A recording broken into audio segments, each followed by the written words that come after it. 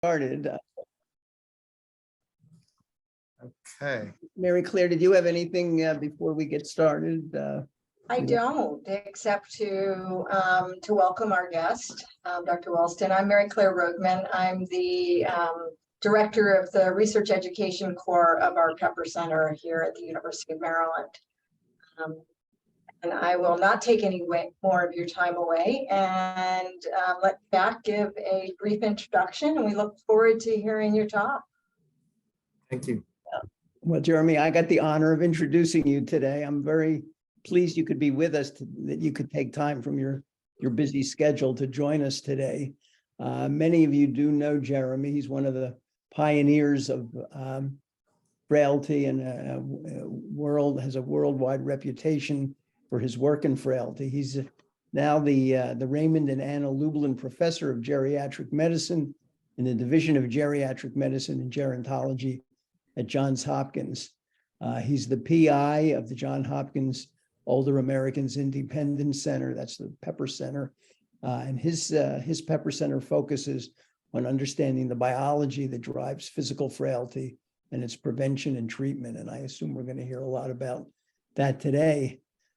His laboratory and clinical translational research focus is on inflammation, stress response systems, mitochondrial biology, and energy metabolism, and on the development of interventions that improve health and quality of life for older Americans. He's authored more than 300 peer-reviewed publications.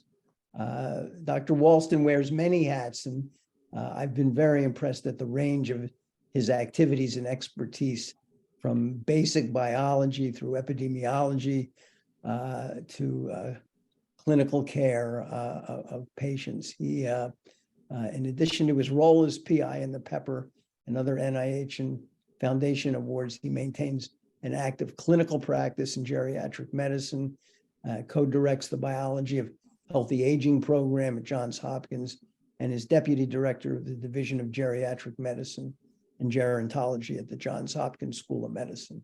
So that's quite a long list of achievements and activities, and we're really happy to have you here today, Jeremy. Thanks for joining us. Thank you, Jack. Thank you.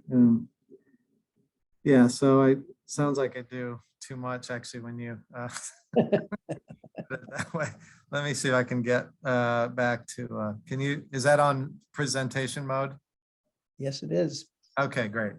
So thank you, and thanks for the kind introduction. Jack and I go back a long ways to the women's health and aging studies. It sort of got me started in sort of epi/biology research, and I think with John Sorkin as well. And I think my very first paper, John and I were co-authors on that. So, and I cannot claim any talent in epidemiology or biostatistics, especially. So I'm totally dependent on Karen Bandine Roach and others in our statistic program to make sense of the data we generate. So I'm going to talk about frailty today, and just kind of give you the sort of broad overview of the various conceptual frameworks of frailty and its measurement. Talk a bit about the biology of physical frailty, the one that we work on specifically, and its in relationship to late life decline, and then a little bit about its clinical utility. I think as a geriatrician, I've always approached this from an angle of a clinician, trying to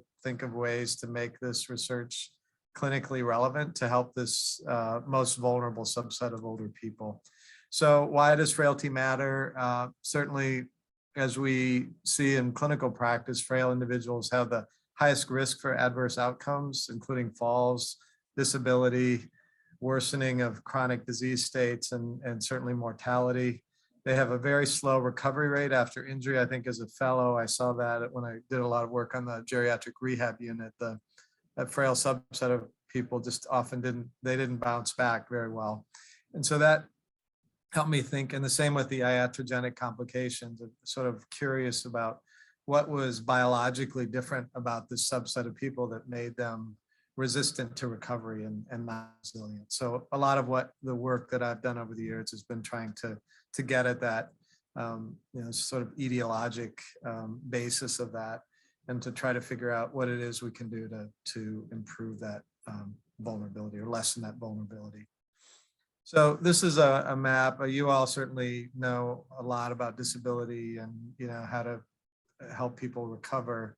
Um, One of the things important things about aging is this kind of differential or sort of heterogeneity that we see in older people, as a subset of super robust, healthy agers that we read a lot about in the newspaper all the time. But the folks we end up seeing in clinical practice are often sort of heading towards disability on this lower line. And again, trying to figure out who they are further back in life so that we can straighten this orange line out a bit, is part of what we do.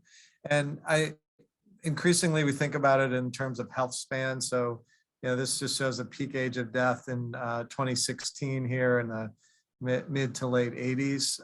That's actually moved back a little bit since COVID. But this pink area here is the time of life where people are beginning to accumulate disabilities and problems that are poor health. So, there's often 10 to 15 years of sort of late life decline. And frail people are often, well in the middle of that or even more so before they die. And trying to, reduce that health span problems are what we do, not increase health span as well as pushing lifespan.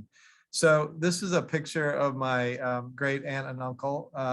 They both recently died. He died at 98 and she died at 101. This was about 10 years ago when I went to visit them in Tucson. And I used to see them a lot. So it was really nice to have like my grandfather's brother was still alive till I was 58 years old, which was really nice. So I talked to them a lot about what they wanted in their lives as they got older. And they talked a lot about energy levels, just having good health, living without being dependent on their daughters who live nearby, luckily for them, being clear, having clear thinking and having enjoyable social contacts and meaningful activities to do. And I often joke about what they're carrying here in their hands. So she lived to be 101. And again, 98 here. And his diet was good, but she ate nothing healthy ever. Or she hated vegetables. She drank Coke. She ate yucky cakes. But she had great genetics. Her dad lived to be 108.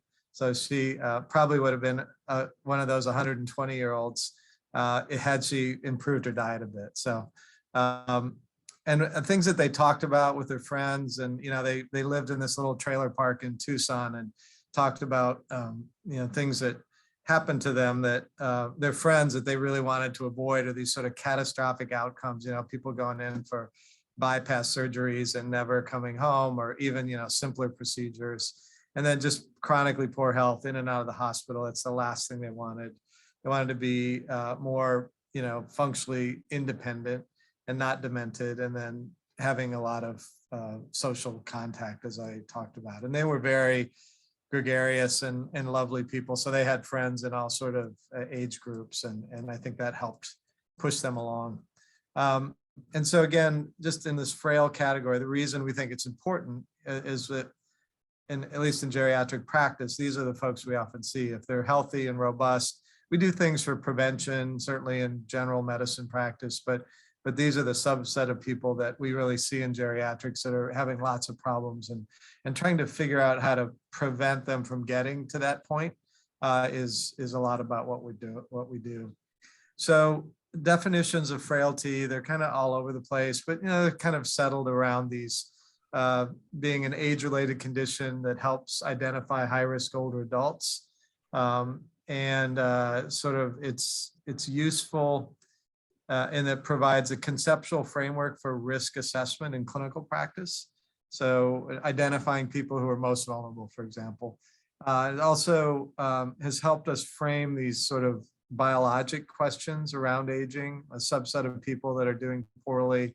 How are they biologically different than others that are robust or resilient? And then finally, I think of it as a platform for prevention and intervention development in geriatric medicine. So, knowing the characteristics of this subset of the population and seeing the biology that's driving it, how can we get in there a little bit earlier and prevent this from happening, and prevent all of the downstream consequences. So the two major frailty concepts that have evolved over the years are this frailty index model that was started about the same time as physical frailty measurement. This was Ken Rockwood in the group up in Canada did this. And I kind of think of it as a comorbidity model. I'll explain a little bit more about that in a minute. And then the physical frailty model that I worked on with Linda Fried and Ann Newman and others years ago is more of a phenotype, a sort of a syndromic condition that we think of it as, and I'll explain that. So this is a figure that Chen-Li Zhu and Ravi Varadhan put together back in 2014 that I think helps explain the conceptual differences. So in this deficit accumulation frailty or frailty index, basically, the more things you have wrong with you around the circle here, the more you're frail, right? So there's all sorts of different models that people put together about, various comorbidities, conditions, diseases.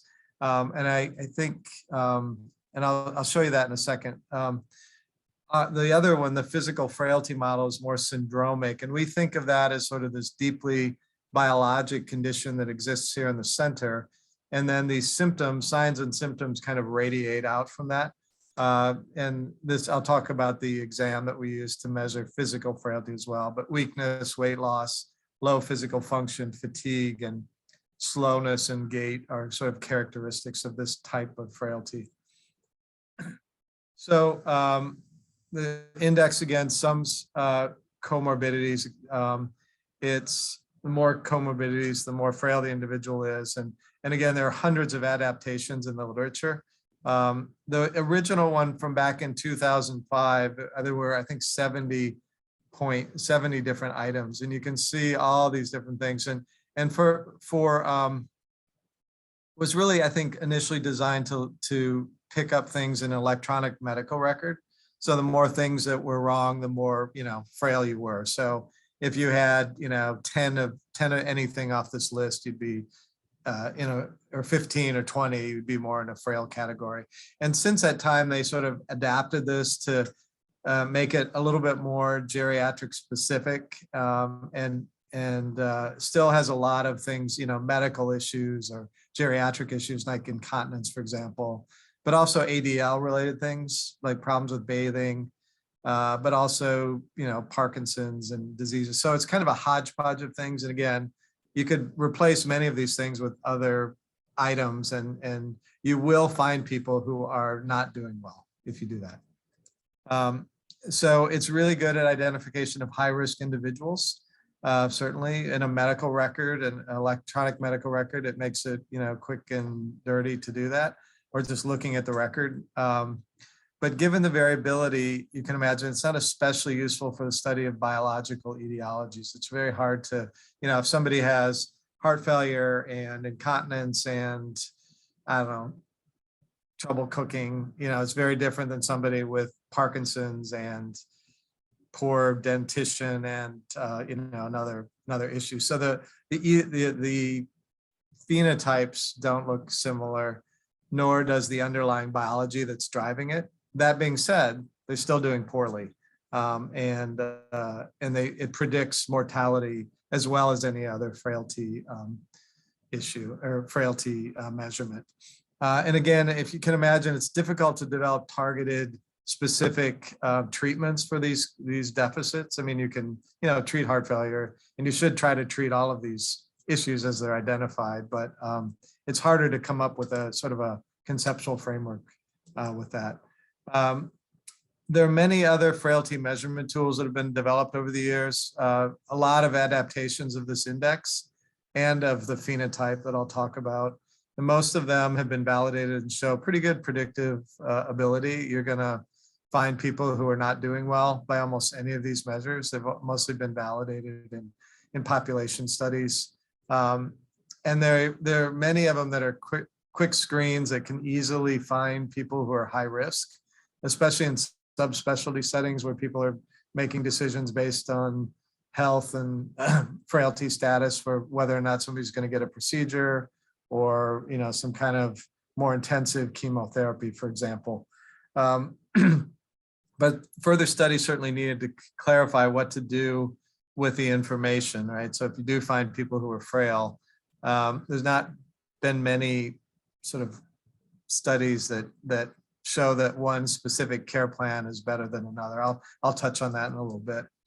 So I'll just run through a couple of frail categories or frail scales that you see commonly in the literature before I kind of settle back into the biology that we've been studying for years. So this clinical frail scale is something that Ken Rockwood's group also identified early on. And it basically is a way to look at somebody and say, oh, they're pretty good.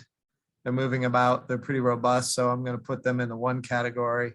Or somebody who's very dependent, whatever the cause, and they seem to be, disabled, but not necessarily at high risk of dying. So, they were sort of arbitrarily given these names. And again, it's pretty clear, by looking at people often that they're not doing great.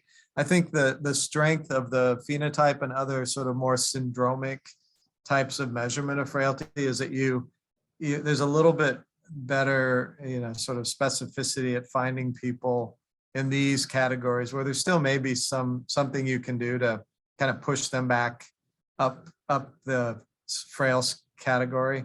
Once people get into these categories, it's often very difficult to improve, well, certainly here, but very difficult to improve their function and, cognition or whatever it is. Whereas these groups are often, with exercise and maybe some specific geriatric interventions could be improve their outcomes. So this is the clinical frail outcomes. It just showed that, they are more likely to die if they have these higher scores, right? So that's been validated. Another one that's very commonly used, and I actually like a lot, it's got frailty in the title, the Edmondson Frail Index, again, something that Ken Rockwood and others in Canada have worked on over the years. It's got a bunch of different categories that are more like a comprehensive geriatric assessment. So in geriatrics, we're often looking for, looking at the whole person, all of these different components that have to come together to keep somebody functional and living independently.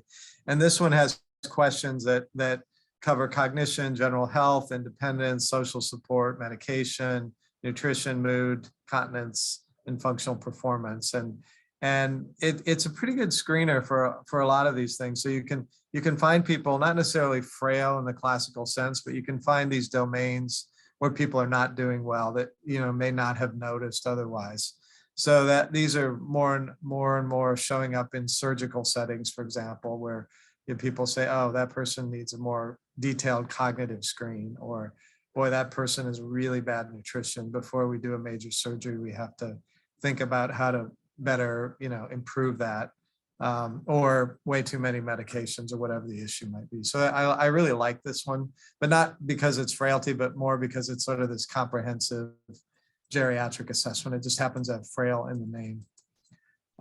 The frail scale is something that John Morley and his group in St. Louis developed years ago. And it's basically built around the phenotype of frailty that we measure. And it, basically fatigue, resistance, sort of exercise, ambulation, chronic illnesses, and loss of weight. So these are questions you can just ask somebody or ask their family. Somebody shows up in the ER, you can ask them these things about what they were like before they got sick, and that can give you a sense of their frailty levels. And again, this correlates closely with the frailty phenotype. It's a quick and dirty way to do that measurement. There are lots of resources for finding frailty measurements. You can see I've listed some here, and I can provide the slides to y'all, and you can look these things up. These are just some examples of places you can find these scales for both research purposes and clinical practice. But I think one of the things that our group has tried to do is to provide some leadership and sort of idea development around how to use these tools, when they're most appropriate, what they're most useful for. again, I talked about the biology. I really don't think these index tools are any good at all for looking at frailty biology. But they're very good at finding people who are going to do poorly. So there are certain important uses for them, and they're often easier in an electronic medical record, for example, to do a quick screen through patient populations. So I'm going to turn my attention now to physical frailty, and this is the work that we've done over many years. Initial paper was way back in 2001 now with Linda Fried when she was here at Hopkins, and we were talking about how can we identify the subset of people who are doing poorly. And Linda had access to the Women's Health and Aging Study population, the cardiovascular health study, which were all community dwelling older adults. And we wanted to make sure that it was targeting that group of people who were still ambulatory, because we wanted to be able to, assess them, but also think about ways to prevent them from worsening over time. So the exam that we put together was based on weight loss, grip strength, weakness, subjective exhaustion, slow walking speed, and low levels of physical activity. Some of these are measured, so grip strength and walking speed were measured. This was measured as well. And then exhaustion was a questionnaire, and activity was a questionnaire. If people were below a threshold, usually the lowest 25% of the population, then they were given a frail point. So if they had accumulated 3 of these things, then they were frail, 3, 4, or 5.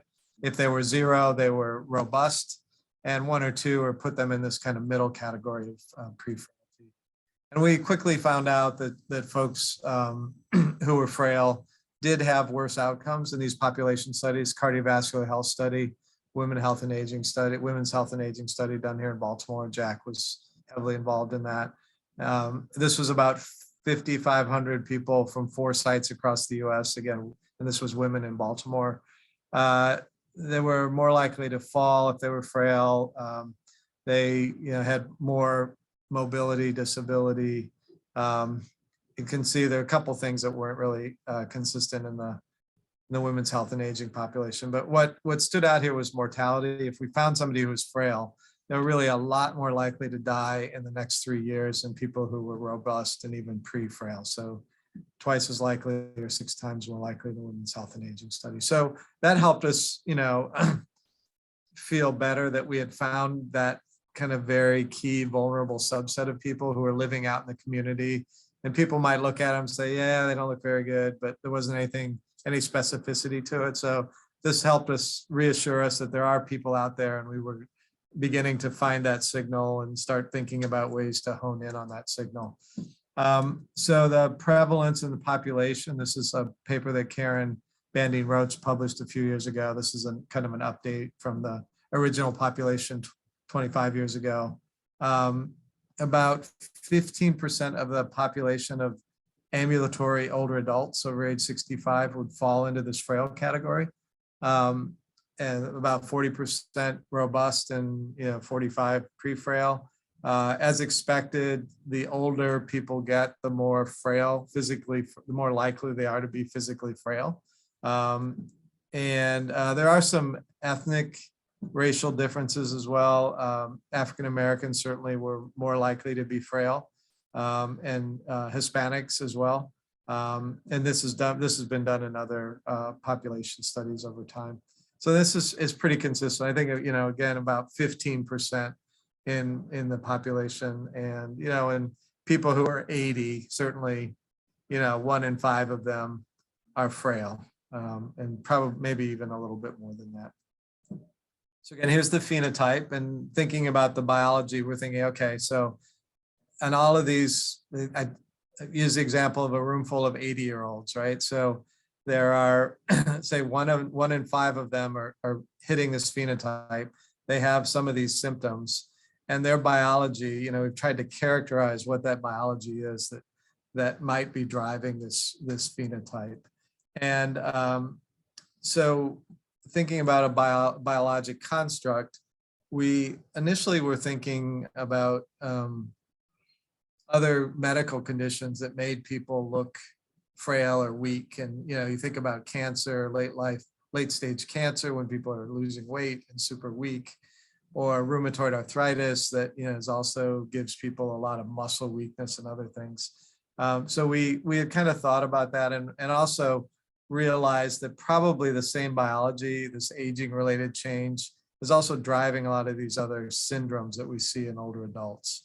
And it turns out there is a huge amount of overlap.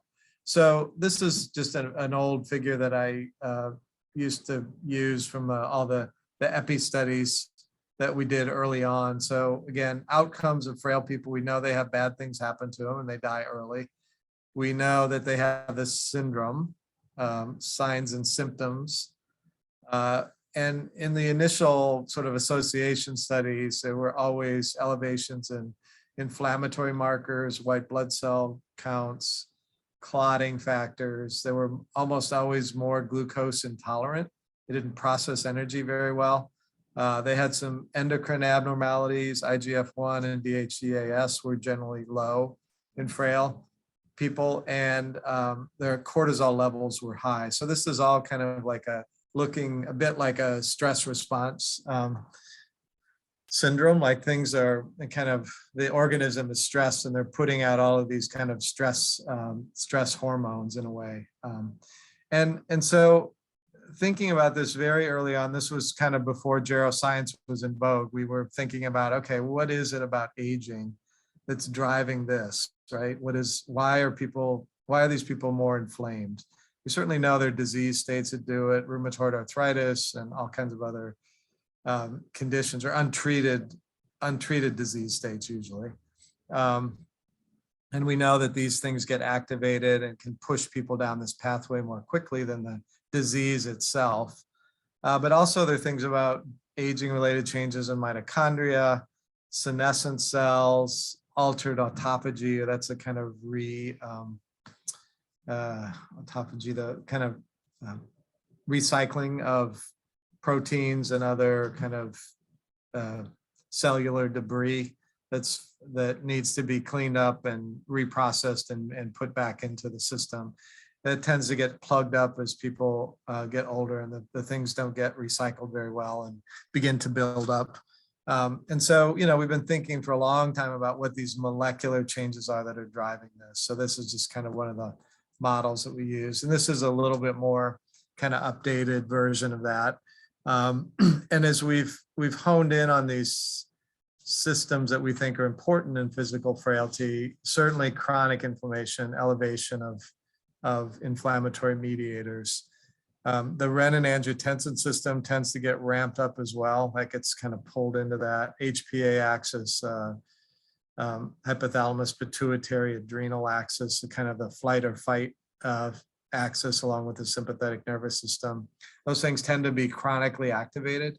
And again, this is all mostly through association studies, but some individualized physiologic studies. And then in general, this lower energy production or glucose intolerance is that there's sort of poor glucose processing and poor generation of ATP on the other end of that. And that may well be coming from mitochondrial decline and other tissue changes like lots of fat, or heading towards diabetes and obesity. And what I think is important to note here is that certainly aging is driving some of this, but many disease states do as well. And so it seems to be a combination of that. There are some genes that we think activate some of these pathways, certainly some inflammatory genes that make people more likely to kind of give out this burst of inflammatory mediators when they're stressed. And then environmental factors that I've definitely given short shrift here. Think about sort of lifelong stresses that would accompany a poverty or early child abuse, things like that ends up like kind of keeping these things activated for a very long time, which would in turn drive people more quickly down these pathways. So all of these domains I think are important. We've spent a lot of time thinking about this.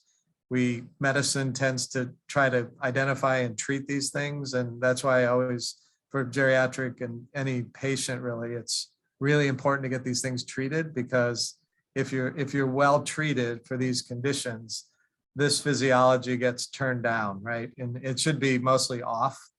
In frailty, it's turned on kind of a quarter volume all the time.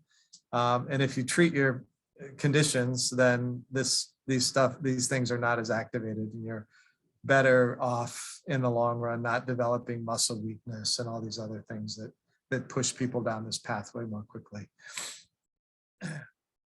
This is another way that we think about it, sort of clinically apparent frailty and versus kind of invisible. And we see these things in older people. You know, we can see that they're slow, they're weak, have fatigue, losing weight.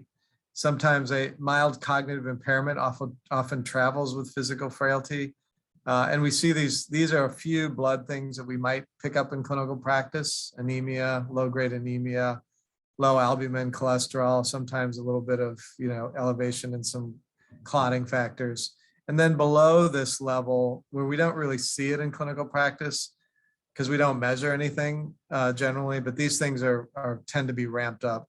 If we measured them, you know, in research studies, we can see this, that these are kinds of things that tend to be elevated. And then down here, deeply embedded, are things that often have to be from tissues. And those are the kind of studies we're doing more in animal models and occasionally in human subjects as well, especially increasingly senescence, because we have lots of pretty good markers now to detect senescent cells, and also mitochondrial dysfunction. But again, biopsying people, especially 80-year-olds, is not an easy thing to do, and nor something you want to do readily. So, so if I had to summarize the physiologic domains that are most important in physical frailty, I would say chronically activated stress response systems, and especially chronic inflammation. I could give a whole lecture on chronic inflammation and what it is and what the best markers are.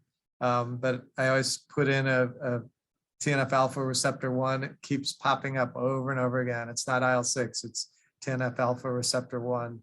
Most stable, best predictor of mortality, cognitive decline, frailty, physical function decline. So there's something about that particular pathway that seems to be important in driving people towards frailty. And then altered energy metabolism. And I mentioned this because, again, glucose intolerance, even if people aren't diabetic, frail people just tend not to tolerate glucose very well. They don't kind of shoot all the way up, but they're always, in general, always higher than non-frail people. And after a glucose metabolism test, and their mitochondria don't work as well. That's true in mice, and it's also true in the human subjects we've looked at in a couple more recent studies. So if I had to generalize activated stress systems and altered energy metabolism, if there's two things you remember that's different about frail compared to non-frail people, these are key. So in the stress response systems, you can break that down into a lot of different components. So innate immune system and inflammation certainly is key. A key one. It's built to respond to infections. It pours out a bunch of inflammatory mediators quickly, and then should be shut off.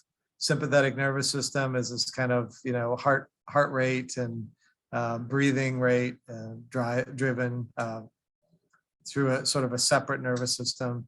HPA axis, again, is sort of flight or fight, and also the sort of general cortisol stress response hormones that get released in the face of stress, both of these. And then finally, the renin-angiotensin system, which kind of gets pulled into this. It's something that we in our group have looked at extensively over the years, and it tends to get activated by inflammation. And people that get this system turned on more towards the type 1 signaling tend to do worse. So this is just a figure I put together of these 4 systems. They definitely interact. They ramp each other up. The more, if you can't often tell which one comes first, but once they get ramped up, they kind of reinforce each other and lead to these very sort of active pathways.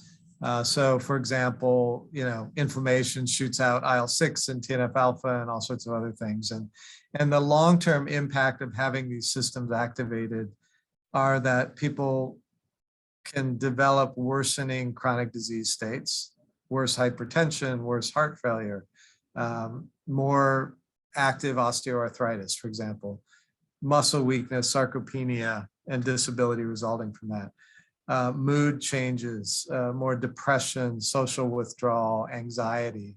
These things that spin off of this can drive that after a period of time. And then more tissue specific changes. I put that here because there's a lot of fibrotic tissue changes that come along with the signaling of these two pathways. And we see that more in frail people with more sort of just increased fibrosis and tissue that maybe it might be related to cell senescence. It's not really clear yet, but that kind of driving down that pathway. So I think I'll skip this because I'm probably starting to run over. How much time do I have?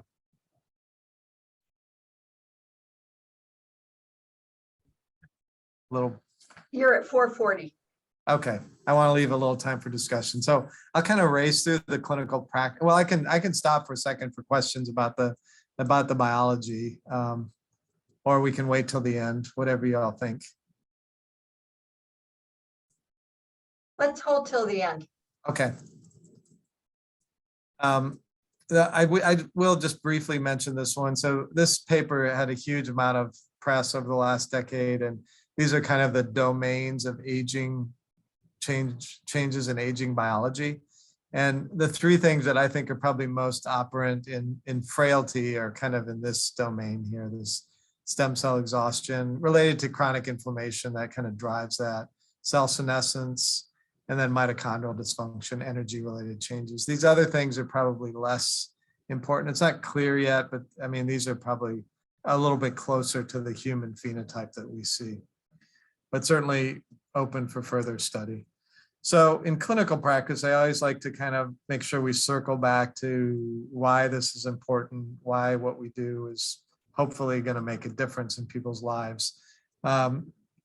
So one thing that we've noticed over the years in our Pepper centers that many of the surgeons and subspecialty providers come to us, after having some horrible outcome in a sweet little 82-year-old lady who looked like she was going to do great, right?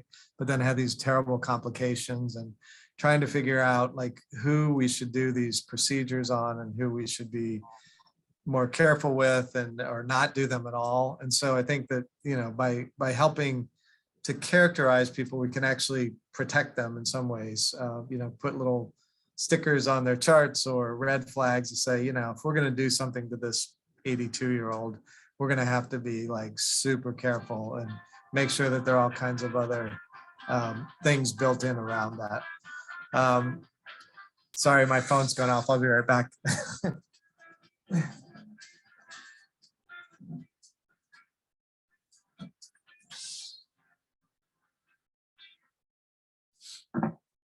Okay.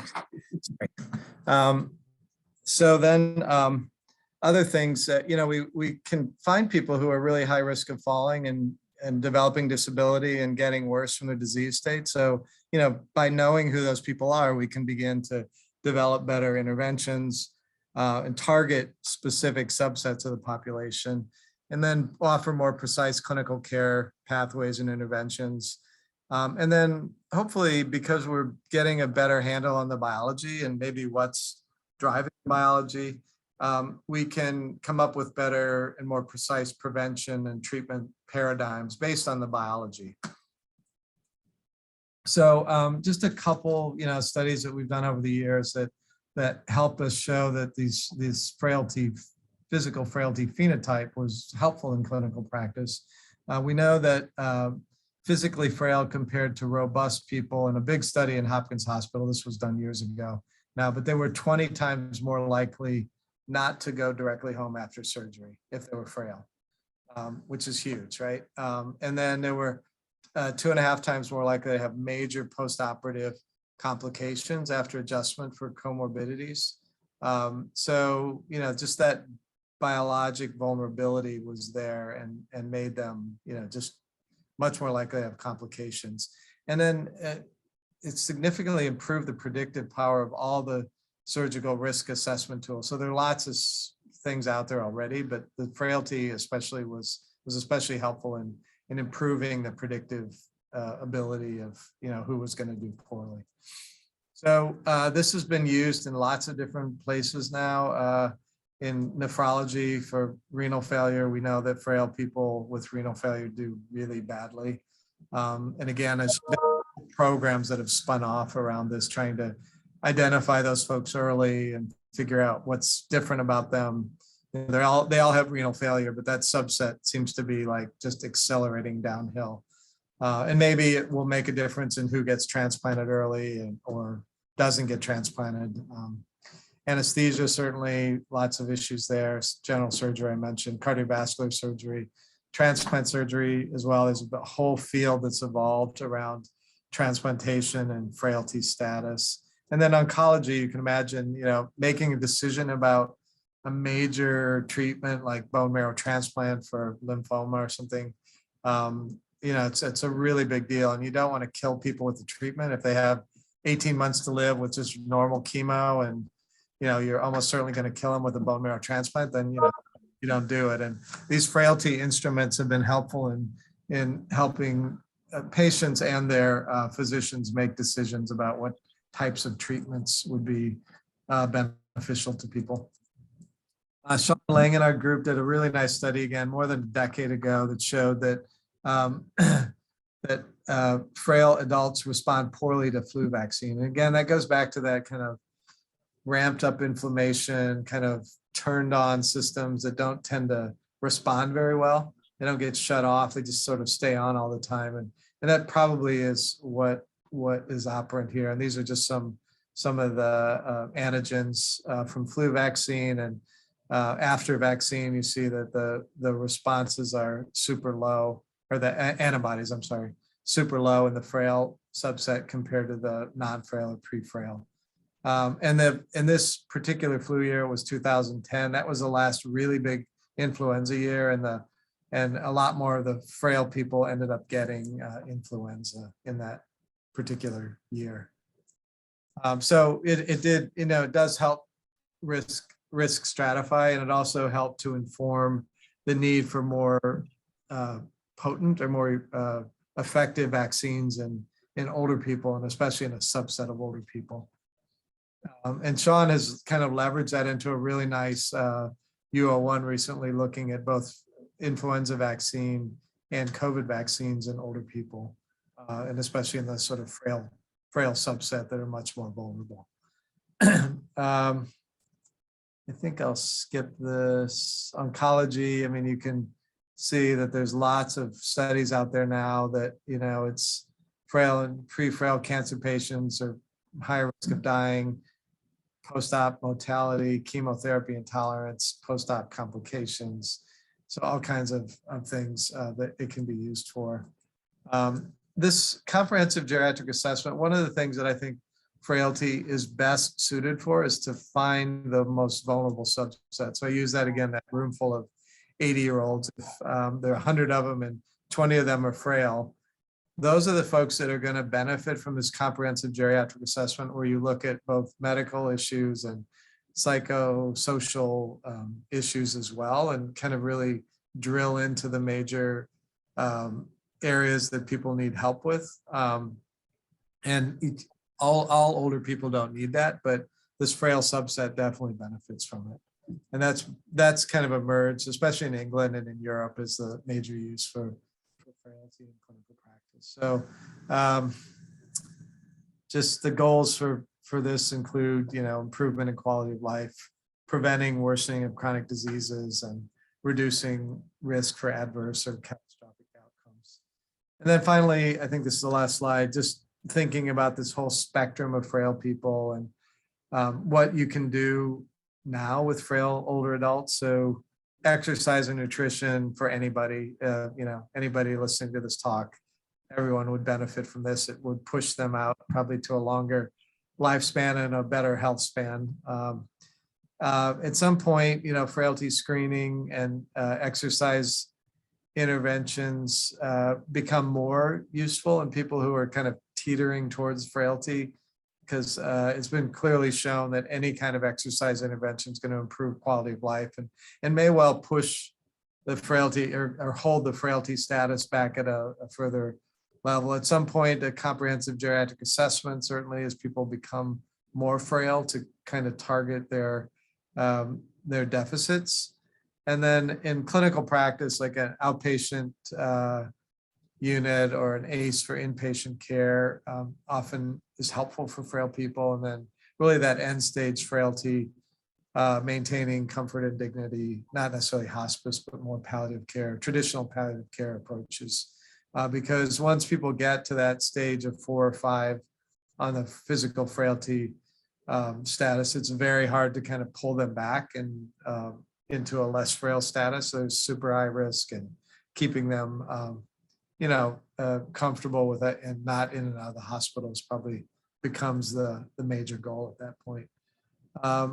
So we've got lots of frailty resources. We've got this great website we put together as part of our Pepper Center. So encourage you to look at that, frailtyscience.org. Like all those measurement resources that I mentioned should be there. We have a bunch of webinars, ours and other people's blogs that people write, fighting frailty podcasts that I think are really interested. We have this high school student from Los Angeles who kind of tortured us for years about wanting to do something with our group. And finally, we found a very useful tool. And he's got a radio voice. So he did these podcasts for us, which are great. So you should try to listen to a couple of them if you can. And then resources, clinical and professional resources as well.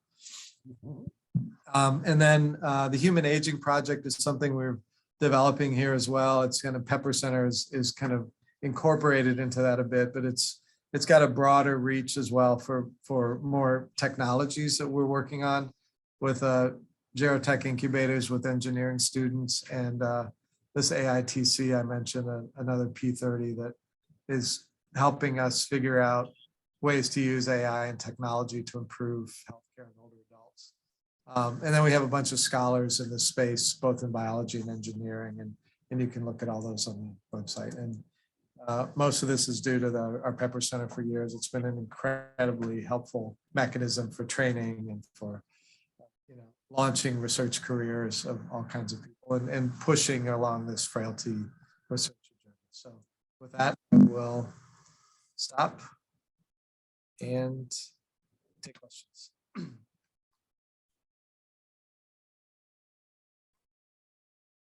Jeremy, if I may, there have been 2 lines of investigation. There have been 2 lines of investigation that have gone pari passu over the years with little interchange between them. There's been development of frailty scales and comorbidity scales, for example, the Alex-Hauser. Has anyone looked to determine the overlap and or differences between the 2 lines and try to determine how the frailty indexes differ from the mortality indexes? To my knowledge, no. I don't think people have done that. I mean, they're just such a proliferation of those. That's one thing we found. We kind of just have stopped even looking at some of them because they're just so many that you can, and each different subspecialty has come up with their own kind of way to find the more vulnerable people, and they always use the term frailty. And so even though it's more of a comorbidity or frailty index. So short answer to your question, no, nobody has looked at that to my knowledge. Jeremy, Jack, a very nice talk. Thank you. There's this issue of circularity, and even in some of your slides, you show frailty leading to comorbidity, but also chronic disease leading to frailty. And it is possible people can be frail without having chronic disease. I wonder, is there any value in thinking of kind of primary frailty versus secondary frailty, especially in the logic work? Yeah, we talk about that a lot. It's in human subjects, it's super hard to separate that. There are probably a lot of chronic conditions that are subclinical. So imagine somebody has some vascular disease that's never risen to the level of a heart attack or an MI. And those are probably inflammatory vascular lesions that are driving that. And so, that might be, secondary frailty because it's a disease condition driving it. But at the same time, since we don't know that, we might put it in a primary category. So what we've tried to do is get better at measuring the aging related biologic changes. It's hard, right? The senescent markers or mitochondrial changes or autophagy changes. Those are much more you need biopsies.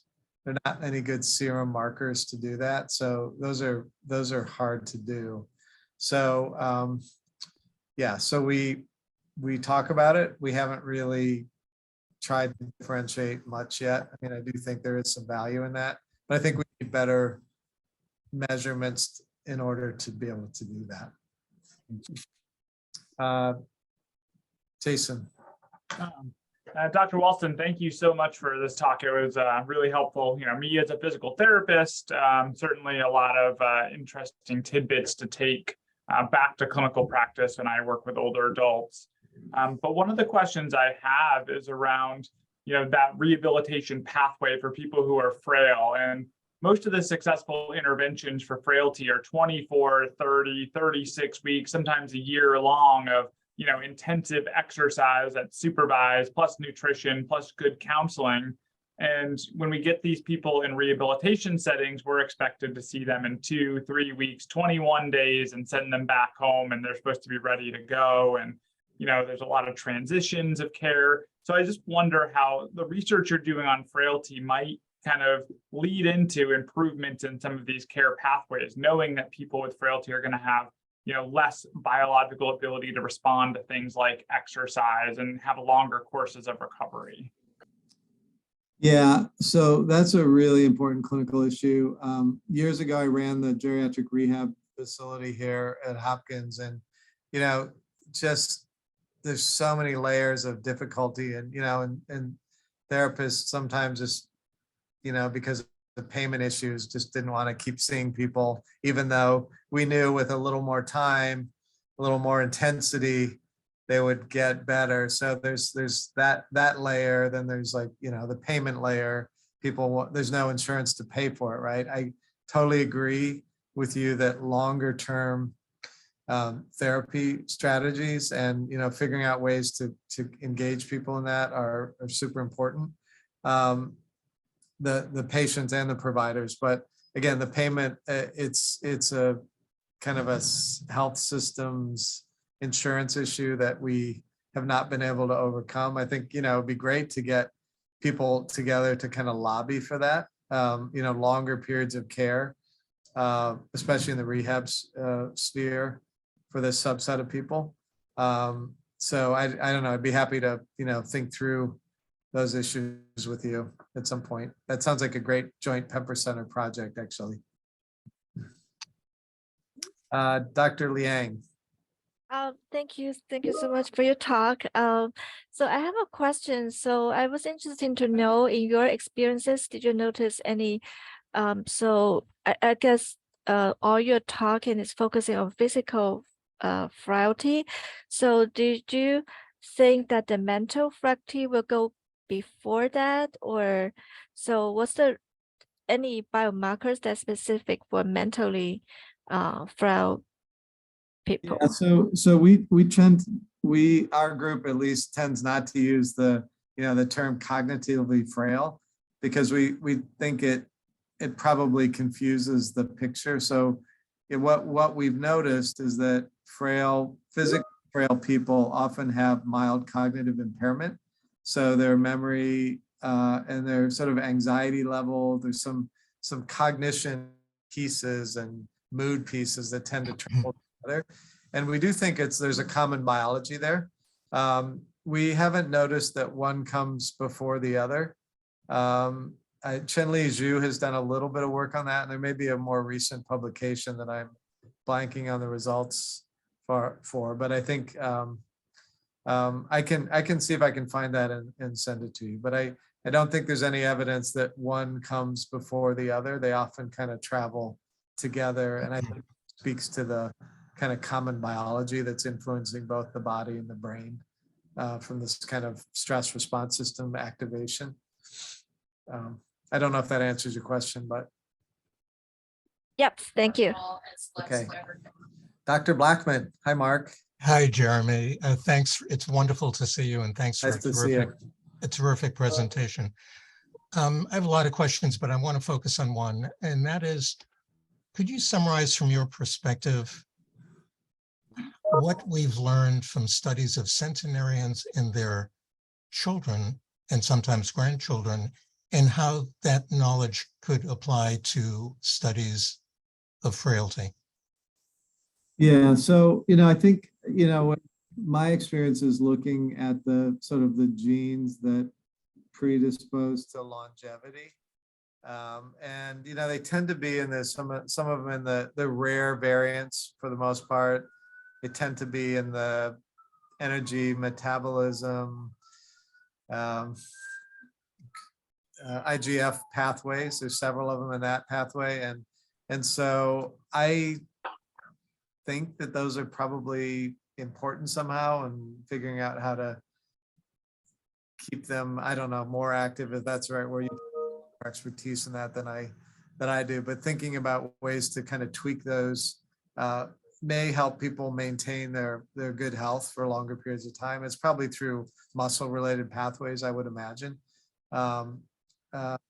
Otherwise, trying to think of other specific pathways that have stood out in the longevity gene studies, and those are really most of them. Some of the other ones that drive people in the other direction are these inflammatory activation genes, or some IL-6 family genes that seem to get activated when people get diseases. So for example, if people have an MI and they have a certain IL-6 gene variant, they're much more likely to have myocardial scarring and kind of poor outcomes related to their MI because they have more IL-6 that worsens their heart muscle over time, and fibrosis. So there are probably a lot of those we don't understand, because those people tend to drop out of the population early and they never make it into those longevity studies. So we're trying to think of ways to pick up on those things earlier. Sort of the opposite of the coin. They're probably common variants that lead to people dying in their 60s and 70s rather than their 90s and close to 100. So yeah, so we're trying to look at some of those things. Thanks. A completely different question, if I might, and that is your comment on racial and ethnic disparities and social determinants of health and the interaction there in regard to development of frailty, risk of frailty, et cetera. Yeah, no, I think Karen has done a fair amount of work in that, mostly through population databases. And again, I think there's all kinds of socioeconomic factors that feed into that. And, you can see from, education makes a huge difference in how people eat and how they sort of exercise and do the things that will kind of maintain good health. And part of that is, socioeconomic, and some of it may be racial, like the families that might, push people towards inflammation, but it's not clear. And so I think it's a super important area to dive into. Our group hasn't done a lot of it, but I think in the next phase of our Pepper Center, if we're lucky enough to get refunded, then we will. There'll be more of those studies in the future. And Karen's going to be leading a lot of those. You've got a couple questions in the chat. Yep, I see from Norbert. I know vibrant old people who purposely walk slowly, purposely lose weight, purposely are not very active because they relax and meditate and smell the flowers. So how valid are these parameters in measuring frailty? Well, I would say that vibrancy, it depends on what you mean by vibrant. I mean, cognitively vibrant, there are people who are physically frail and are super cognitively intact and, you know, just engaging and able to do all kinds of things and can actually, you know, are educated enough to know that meditation is good to kind of calm down the stress response systems. And they have a garden, they can actually go out and smell flowers. So I think you're probably talking about an educated subset of people who are also careful about falling. So I'm not sure. I think, you know, our validity studies come from these huge population studies where I think some of the noise would get washed out in numbers. Maybe John could comment on that, but I would say they're pretty valid in that they've been looked at in probably a dozen different big population studies at this point and consistently show the people who are going to do poorly. And generally the measurements, they're directed measurements, right? So we tell people walk quickly, right? They have to walk 15 yards and we tell them to walk their normal pace. And so, you know, people generally respond to that. They're not going to go slowly unless they feel like they're going to fall or something, and then they will walk slowly. So I don't know if that gets at your question, but okay. And then see what else we got up here. Andy Levine has a question as well. Okay, is there any way to retrospectively measure or quantify frailty? Do research in older adults in the ICU, and I'm always thinking of patients' pre-existing frailty state and the need to adjust for frailty, but no clinicians assess frailty on admission to the ICU. Can we retrospectively assign frailty using data available in the EMR? Great question.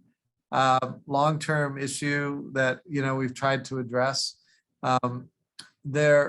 So if you want to measure frailty index, then there are ways you can do that with the EMR, right? You can see what their diagnoses were before. And if they have a bunch of stuff wrong with them, they're pretty frail. The one that we've used that John Morley, I mentioned that frail scale. That's been validated in populations of people who are in the hospital, and you ask them or their families about what they look like before this present admission, right? And sometimes, you know, they're super slow walkers, they can't walk a block, they have 10 medical problems, and they clearly fall in this physically frail category. So to me, that's the easiest way to do it. It'd be a very quick screening tool. It's called the Frail Scale by John Morley. And you can ask the patient, well, the ICU patients generally can't ask them, but their family members, you can say, you know, what did they for? There's 5 specific things that you can ask very quickly. You can get an answer in probably less than a minute for that. So that would be what I would recommend there. Okay. Okay, other questions? See, we're well over our hour. We are. Sorry. Okay. That's all right. So, well, thank you very much. I look forward to, you know, questions or collaborations or whatever. We're you know, pretty close. I think it's 2 miles as the crows fly across downtown Baltimore, and be happy to work with you in increasing ways now that the pandemic is actually over and we can probably get together again, right? So, all right. Thanks, everybody. Thank you. Jeremy. Bye.